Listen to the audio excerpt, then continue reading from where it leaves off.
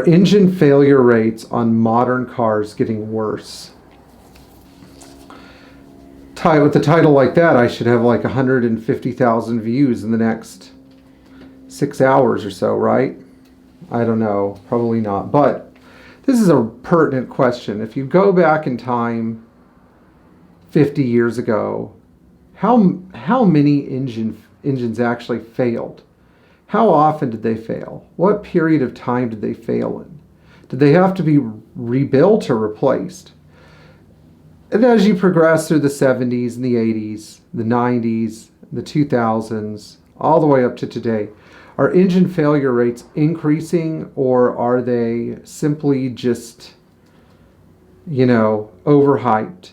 Is it less than 10%? So we're going to go look at some of these cases of engine failure on classic Mercedes and on similar cars from the era, and then we're going to go look at some modern cars, including some Mercedes, and look at engine failure rates on those cars and see what steps had to be done to correct those problems and whether those problems are worse today than they were 40 or 50 years ago.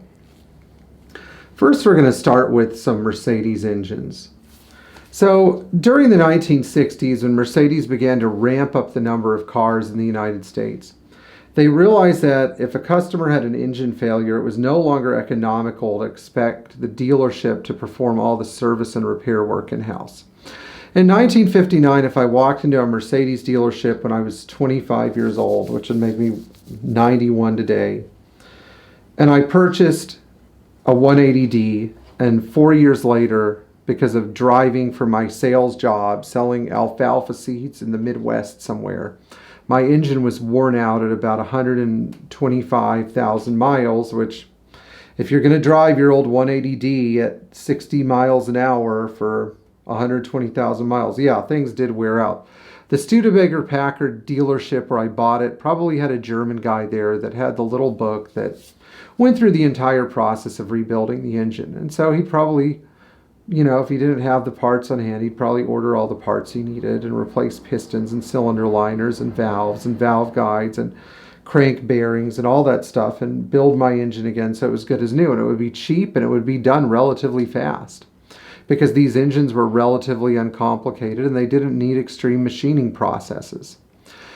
Meanwhile, if you were to fast forward to the 1970s, where my friend Uwe was working in his garage in New Jersey, if you brought your 450 SEL in because the valve guides were worn out and you needed the car back, 30 hours later, he would probably work all night to pull the heads off of the still running car that was smoking like hell, put valve guides in it, glass bead the valves or something to get them cleaned up and put everything back together, and the car would probably run again pretty well for the next 80,000 miles or 100,000 miles or so. So while these things did occur, they were relatively easy to deal with. Now, if you were the owner of a 220D that you bought in 1969 or 1970, and maybe you didn't have an outright engine failure, but it was using too much oil, Mercedes would pay half of the bill and put a new engine in your car with updated internals from the factory. And this happened a lot, really. Considering the number one reason Mercedes engines were replaced as a full warranty or a partial warranty in the 60s, 70s, or 80s, most of them were because of excessive engine oil consumption. A lot of this could be traced back to poor observation of break-in rules. They either started driving the car hard right out of the bat. They didn't observe the roughly 1,000 mile window of gentle operation before you could really start increasing engine speeds upwards of, 100 miles an hour, 55 miles an hour, 100 kilometers an hour, roughly thereabouts. They would wear their engines out during this 1,000 mile break-in window and have to deal with the consequences for a long time down the road. And a lot of it too had to do with things like the hardness of pistons, piston design, piston oiling design, how much oil was sprayed onto the pistons, whether the oil drain rings could sufficiently drain engine oil off of the motor. Now, a lot of these problems got better as time went on. I would say by 1982 or 83, if you took decent care of your Mercedes engine, you would not have the major oil consumption issues.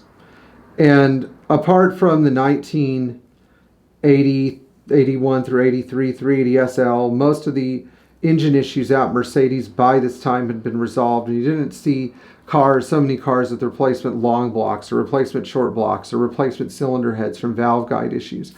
You would generally see the engines staying in the car that they were born with until somebody wore them out or blew them up.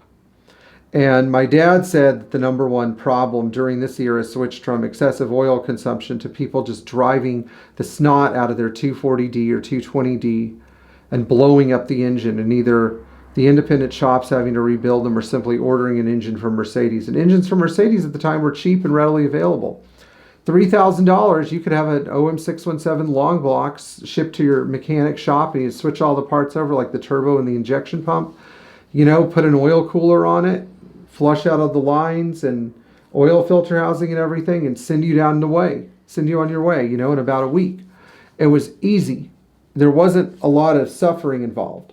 Now, in the modern era, things have changed because engines are not easily rebuildable. When engines fail, because they have such thin surfaces and such delicate castings, there's no machining surface left on anything. Typically, the block goes in the trash and a new engine shows up that's a brand new engine. Now, Land Rover had a problem with this because they were buying a V6 diesel from Ford. And the problem with this engine was that the crankshafts would break. Ford stated that this, I think it was a Duratorque variant of their, you know, one of their V6s, that they had no plans after a certain date to build new engine blocks or build new crankshafts. And when the crankshaft went, it would do major damage to the bottom end of the engine, and there was really no repairing it. You'd have to replace the whole thing. That's the only way it made sense. Likewise, with some of these basic engines, like the Hyundai engines that from 2016 and earlier that would just blow up. Not much you can do, replace the engine, you know. Now, some engines like the Ford 6.0 diesel, or if you look at the Mercedes AMG 6.3 engine that needed head bolts or head studs or whatever, both of these engines had head seating problems with head gasket failure as a result. Both of these had a protocol for repair, and failure rates on both of these were extremely high. In fact, I can't think of a Mercedes where head gasket failure was so common, you know, going back to the era, the golden days, as it was in maybe the AMG 6.3 engine. There were some other problems too. CLA engines from Nissan having fractured pistons had to be repaired in-house at the dealership because there were simply not enough engines available. So you would take the engine out, strip everything off, completely disassemble and repair it. A lot of big expensive truck diesel engines are designed to be rebuilt as well because the expectation is you can put a lot of miles on them. But when you have a Dodge Cummins engine that snaps the head of the valve off, you know, is it a good idea to get a dealer crate engine or to put upgraded parts in your motor if you want it to last forever? I guess it depends on what your plans are for the truck.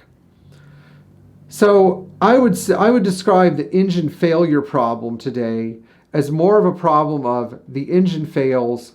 It fails just as much as it did 40 or 50 years ago, and it can't be repaired easily.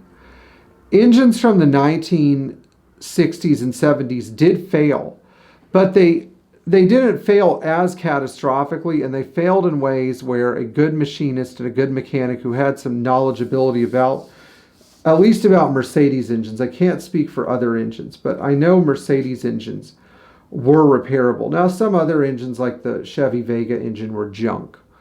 The Volkswagen 1600, not really junk, but didn't have the longest life, but they were easy to remove, easy to rebuild, easy to reassemble. My grandpa rebuilt his own Volkswagen engine. He was neither a mechanic nor a machinist. He just sort of bought a book, followed the book, and did the work himself. You know, Years ago, my friend Bill, who had a David Brown tractor, rebuilt his own engine because he was able to get the parts in the manual. So as you can see, this was an operation on most basic vehicles and engines that a person who had the time on their hands and a functioning brain and maybe the right circumstances could undertake for themselves. The engines were designed from the factory to be repaired, but I think now most modern manufacturers have decided that engines being repaired are no longer really an option for them. It's not profitable. They'd rather sell you a new engine for $40,000 or $50,000.